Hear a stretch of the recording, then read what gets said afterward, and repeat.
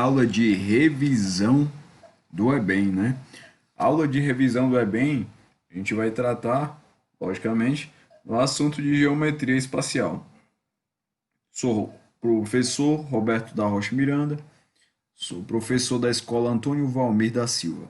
Então, iremos trabalhar esse assunto, ok? Então, vamos lá. Vamos dar um feedback de tudo que a gente já viu sobre geometria espacial nesse bimestre, né? Então vamos começar com uma questãozinha aqui, ó. Estou usando aqui como apoio os GIFs aqui, ó, do, do Rick Maury, né? É um desenho bastante interessante. Vocês devem curtir. E quem nunca assistiu, assistam. É um desenho muito bom. Que trabalha ficção científica, né? Então vamos lá. Aqui esse assunto, né, é geometria de posição. E esse assunto, essa questão, ela foi do Enem, né? Não me engano qual é o ano, mas ela já caiu no Enem. Então a gente vamos ter uma ideia de como é que a gente vai utilizar a geometria de posição para resolver essa questão. A figura representa um globo terrestre e nela está marcados os pontos A, B e C, que é A, B e C. Os pontos A e B estão localizados no mesmo paralelo. A e B realmente está no mesmo paralelo e os pontos B e C estão no mesmo meridiano, né? Para quem não entende de geografia, agora vai entender agora. Isso aqui é paralelo, isso aqui é meridiano. É traçado o caminho de A a C, né? A a C pela superfície do globo, passando por B. Então, uma pessoa vai passar o caminho e vai de A a B, de B a C. Uma viagem, né?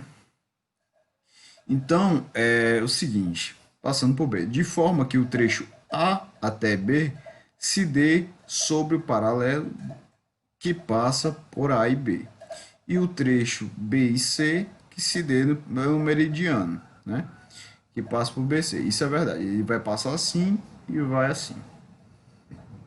Considerando o plano alfa, que é paralelo à linha do Equador, né? Paralelo, na figura, né? Aqui você vai querer responder que pergunta, né? A projeção ortogonal e que ele quer saber do plano alfa do caminho traçado no globo pode ser representado por. Aí você tem várias opções, né? Ele quer saber exatamente a projeção ortogonal no plano alfa do caminho traçado no globo. Então tem vários desenhos, né? E a gente precisa escolher o desenho correto.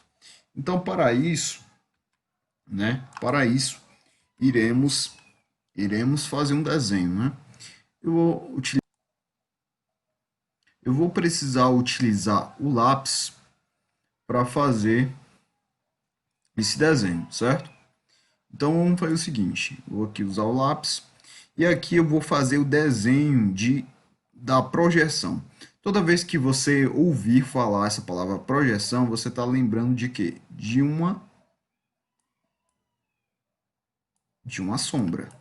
Então você tem uma lâmpada aqui, lâmpadazinha bonita que eu estou desenhando. E aí a sombra desse trajeto feito no globo vai ser representado no plano alfa. Então, esse trajeto aqui, veja que como é uma esfera, né, tecnicamente, para quem é terraplanista, né, não vai gostar muito dessa questão. Mas isso aqui, ó, a gente está considerando uma Terra como uma esfera. Então, aqui até o ponto B seria mais ou menos uma coisa curvada, né? Porque existe uma curva. Isso aqui não é uma reta, né? Como a gente aparenta ver aqui. Outra coisa, se a gente traçar um ponto amarelo aqui, né? Eu vou colocar aqui um ponto. Vou chamar aqui, vou botar aqui de roxo. Ponto P.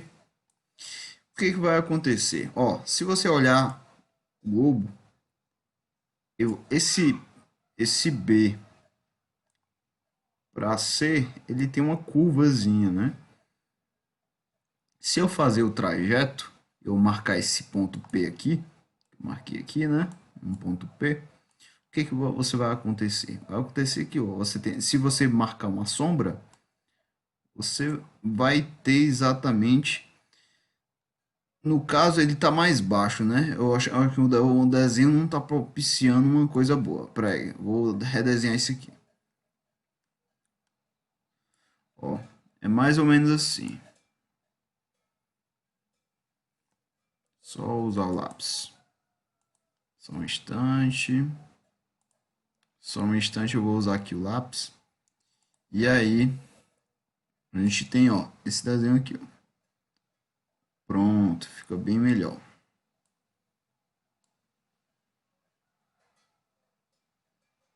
Mais ou menos isso, sei lá.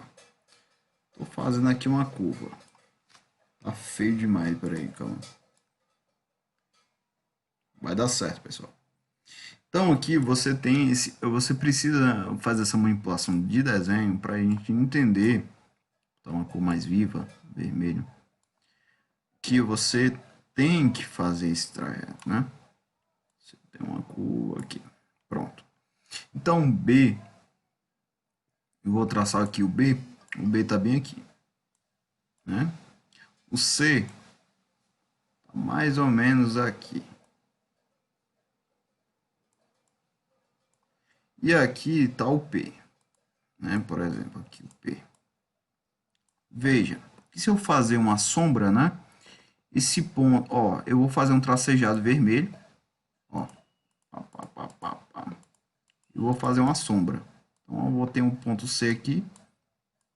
Depois, ó, vou fazer um tracejado do B. E vou fazer um tracejado, ó, do P. Então, isso aqui, ó, se eu fazer uma sombra, vai ser uma reta. Então, aqui, ó, aqui não está o B, então aqui vai dar um ponto P e um ponto C. Então, isso aqui seria uma reta. Essa projeção ficaria desse formato de uma retazinha. E aí, se você examinar, né? Você examinar nos itens, né? Vou apagar aqui. Só dar uma apagada porque tá muito feio o negócio aqui. E aí, você examinando cada uma das situações, né? Você vai obter exatamente essa projeção. Então, vamos olhar aqui o próximo slide. Eu vou colocar aqui para vocês verem. O próximo slide, né? Você vai... Ele tá aqui sempre... Você percebe o seguinte, que a projeção que mais se assemelha com o que a gente desenhou é exatamente essa projeção D. Então, o Rick está fazendo a dança da vitória, né? Porque conseguiu resolver a questão, né? O Rick está dançando aqui exatamente porque o item D está correto, certo? O item D é o que mais se assemelha, repetindo, que com o desenho que a gente fez, beleza? Então, vamos para a próxima questão. Eu vou apagar aqui e vamos para a próxima. Então, vamos seguir, né?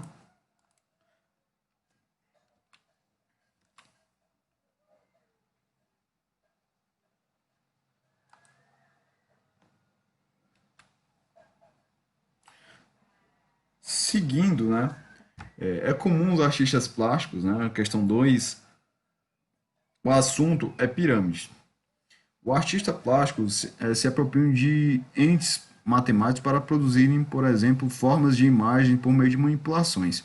Um artista plástico, em uma das suas obras, pretende retratar diversos polígonos obtidos pelas interseções de planos com uma pirâmide regular de base quadrada. Segundo a classificação dos polígonos, quais deles são possíveis de serem obtidos pelo artista plástico. Então, a gente vai ter que desenhar uma pirâmide de base quadrada e fazer intersecções de planos para saber que figuras aparecem, né?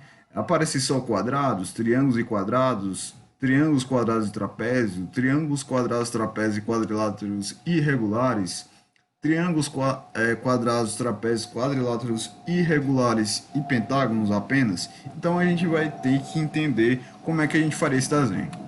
Então eu vou seguir aqui o slide E aí você tem essa representação. Eu fiz essa representação aqui e você percebe assim.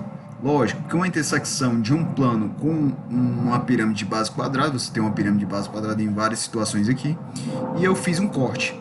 Aqui aparece um triângulo, então um triângulo aparece. Eu fiz um corte desse lado e apareceu um losango, beleza.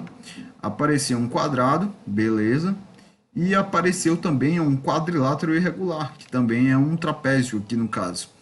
E eu também tenho o último caso, né, o mais difícil que eu encontrei foi o pentágono. E por incrível que pareça, você olhando e examinando as questões, a questão, né, você tem o item E como a opção correta. Também simples. É claro que como a base é quadrada, o máximo que ele pode ter é um vértice a mais, no caso 5. Então, o máximo que ele pode ter é um pentágono. Se fosse um pentágono, seria um hexágono e assim por diante.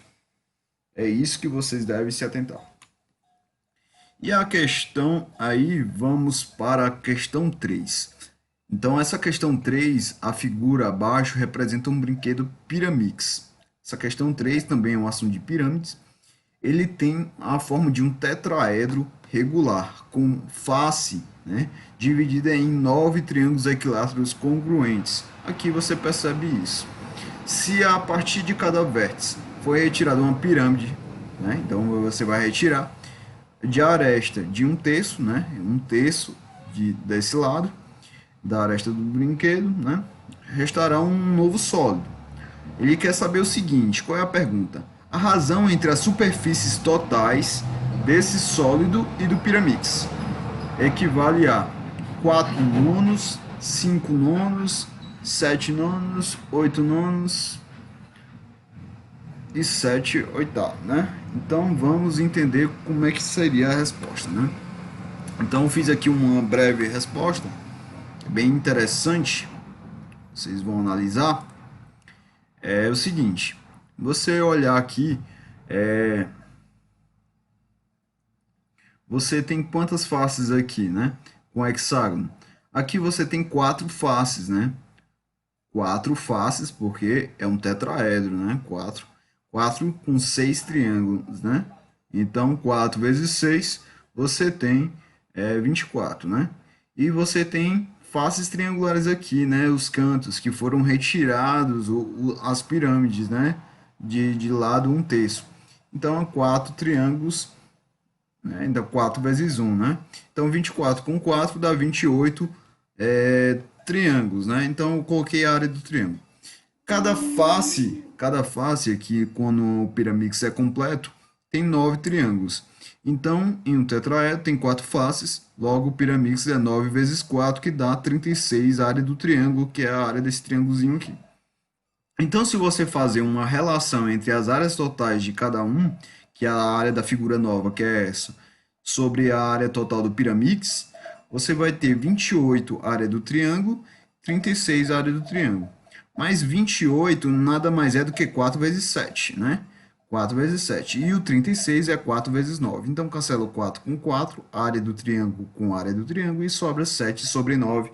E aí você marcaria a opção referente a essa resposta, né? Aqui, no caso, seria essa o item C, né?